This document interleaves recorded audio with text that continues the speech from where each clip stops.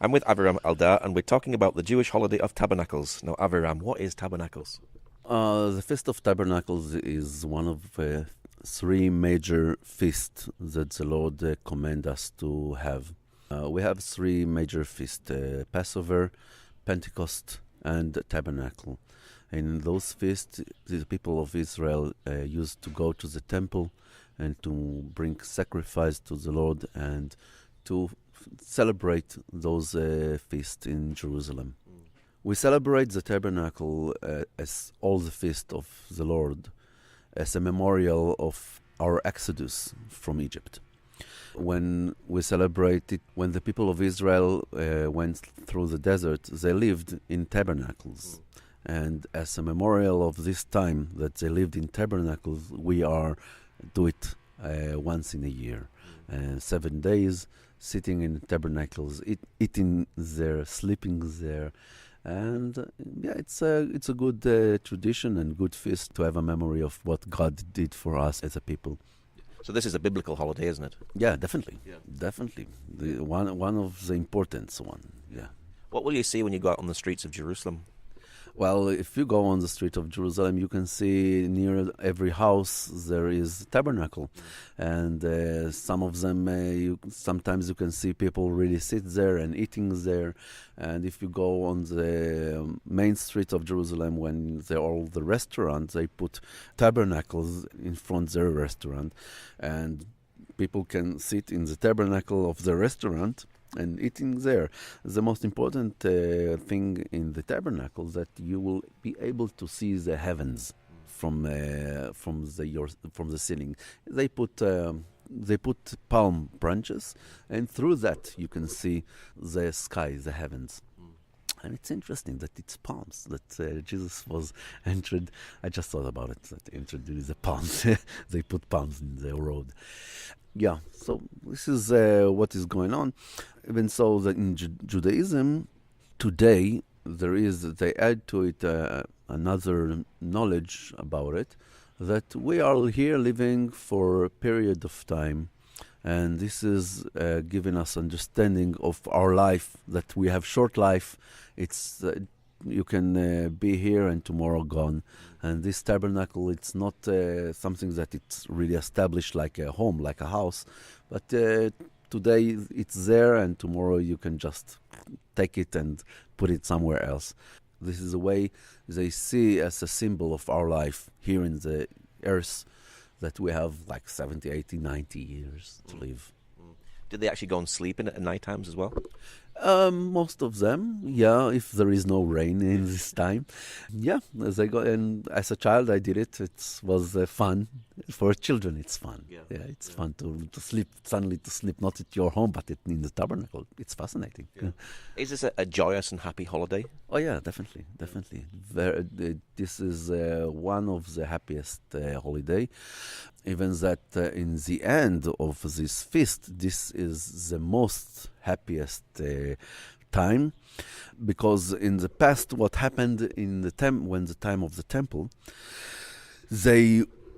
in tabernacle time, we have to understand, in the 7 days, it was the law, the commandment of the law was to bring much more sacrifice than any other feast. They had to bring a lot of cows and deers and all kind, and sheep and all kind of beasts to sacrifice them. And it was pouring a lot of blood in the temple. And in the last day, this is it's called Beit HaShoeva. This is the day that all the people of Israel took waters and clean all the blood. And it's like there is a sentence, there is no happiest day than this day, or the sentence is, a person that didn't saw the joy in this feast never saw a joy in his life. So this is what happened. I believe it was because they felt like a purification, I guess, when they did it. And I guess it was, of course, pleasing to God in the time of the law for our people when they did it. They didn't do it all the time. Actually, it's really, really sad to see, if we can go to Scripture.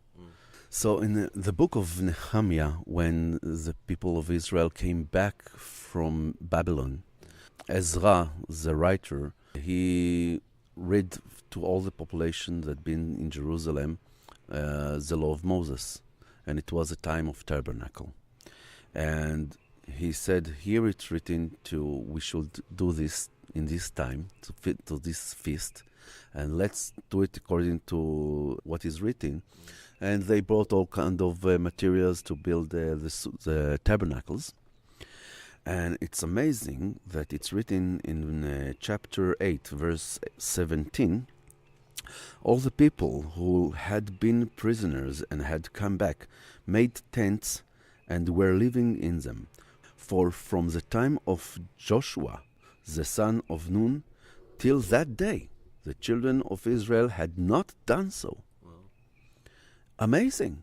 Since Joshua, they didn't had the Feast of Tabernacle. I don't understand it. How come? Solomon didn't celebrate the Feast of Tabernacle. David didn't celebrate it. Why? I don't know. I don't understand why. But it's amazing what is written there. So only in the second temple, they started to celebrate truly this feast. And it's really fascinating. Really fascinating. It's amazing. And there is a lot connecting to this feast. In the book of Zechariah, we see in the end time that all the nations will come to the Feast of Sukkot, to Jerusalem. This will be in the millennium already. After Jesus will return back, after the Lord will return back, all the Gentiles from all around the world will come to Jerusalem to have this Feast of Sukkot. And it's written that whoever nations that will not come, there will not be rain on them. There will not be blessing upon them. So it's interesting that it will follow us even into the millennium, this feast.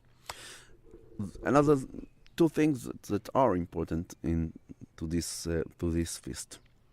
Not all the believers, the Messianic believers, agree about it. But there is a chance, maybe, I'm not sure about it 100%, but it's look like maybe it might be that Jesus was born in this feast, not in December, but in this feast. And how can we say that? Well, it's a long story, but it starts in Luke when we see that Zechariah, the father of John, he was a priest and he had his time to go into the temple to serve. And it's written that he is from the shift of Abia. And if we will go to Chronicles, First Chronicles chapter 24, I guess, it's mentioned there 24 shifts of the temples. And the eighth shift is the shift of Abia.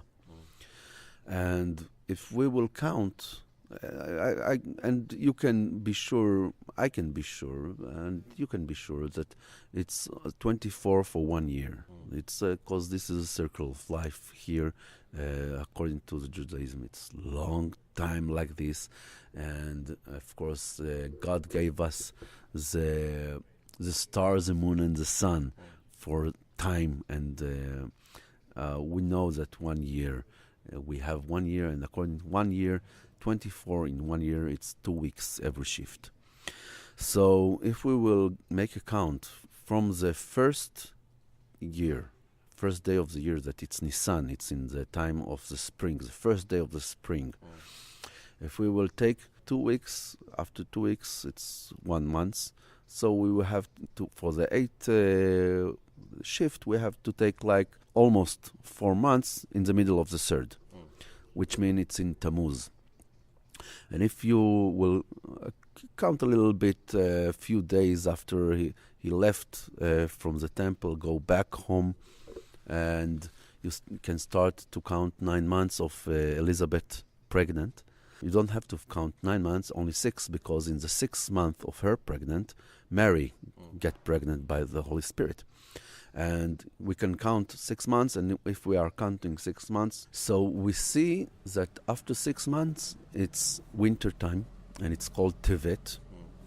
And if we are in the Tevet time, we can go from there 9 months of the pregnancy of Mary. And 9 months from Tevet will be this real time of the tabernacle, around this time of the tabernacle feast.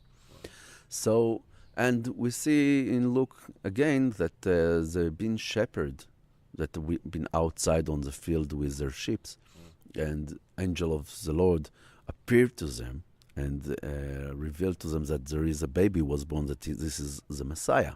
And in the winter time, you will not find the shepherd go out in the night with their sheep. It must be this time, atonement, or even maybe the summer, but this time it's perfect for this time to go out and to be with the sheep outside. So it might be, I'm not saying this is must be, but I say it might be this, that Jesus was born in tabernacle time. Another thing, the second coming of Yeshua, we have the day of memorial, that the trumpet memorial day. We have the atonement day, and we have the tabernacle day. This is 3 feasts, one after another. And as we see the trumpet day, it's when we believe this is the last trumpet. This is a sign of the last trumpet. This is a feast that is prophetic to the last trumpet that will be blown, and Yeshua will come in this last trumpet.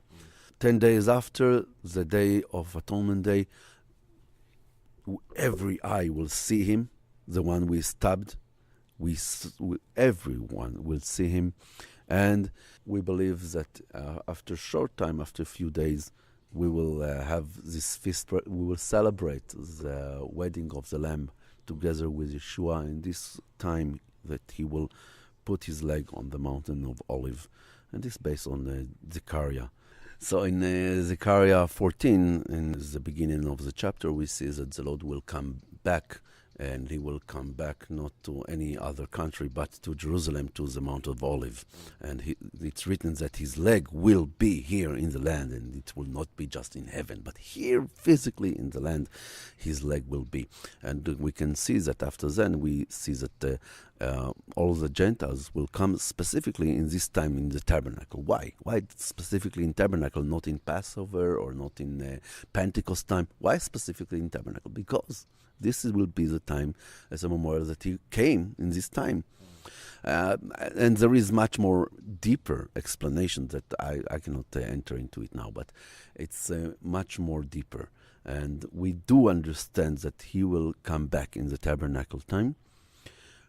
And we cannot know the time, really. We cannot know, even somebody will say will be a prophecy that will be in this 1 year from now, and maybe it will be, but even so, we will not be able to know the exact time. What we can expect for a person that is going to die, but we don't know really when it will be. Yeah. Or a person that is going to born to this world. We cannot really know specifically the date or the time that it will happen, unless we'll do it in our own. So we cannot know really the time, but we can see through the scriptures that it will be in the tabernacle time. Are there any specific foods that they eat during this time? Yes, definitely. Well, of course, there is in almost every Jewish feast, for as I know, it must be a soup, chicken soup. Yeah. And it's every culture, in Israel we have different cultures that came from different places. So every culture brings his own food with it.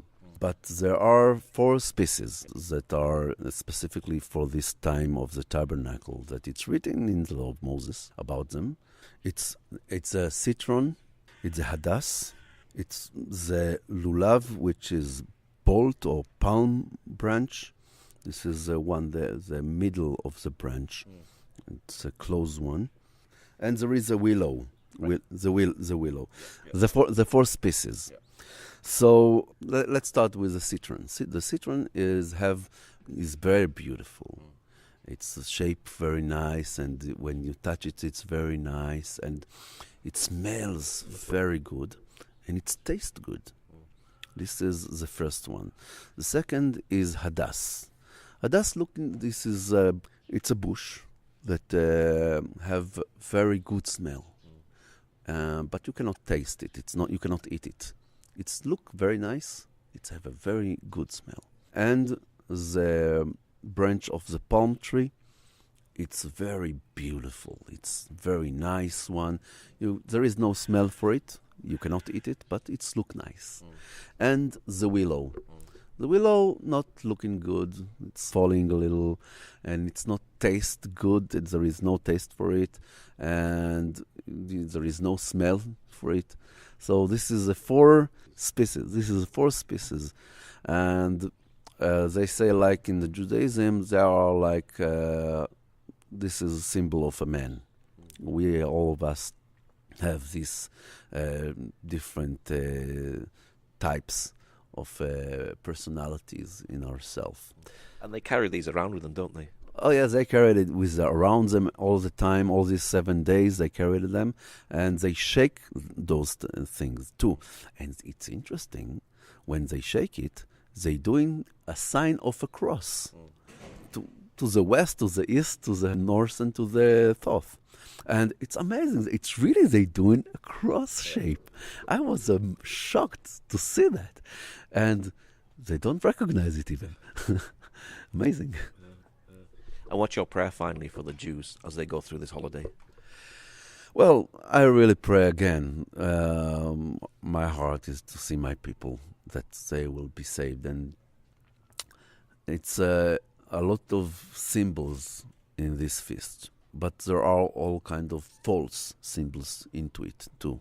That it came from the Kabbalah and different thinking of rabbinic methods. I really pray that they will see the true symbols of the feast, and that the Lord will appear through these symbols, and that they will have an understanding, deeper understanding who He really is, the Lord, and that that they will receive Yeshua to their heart through that. Okay, Aviram, thank you very much. Yeah, you are welcome. Thank you.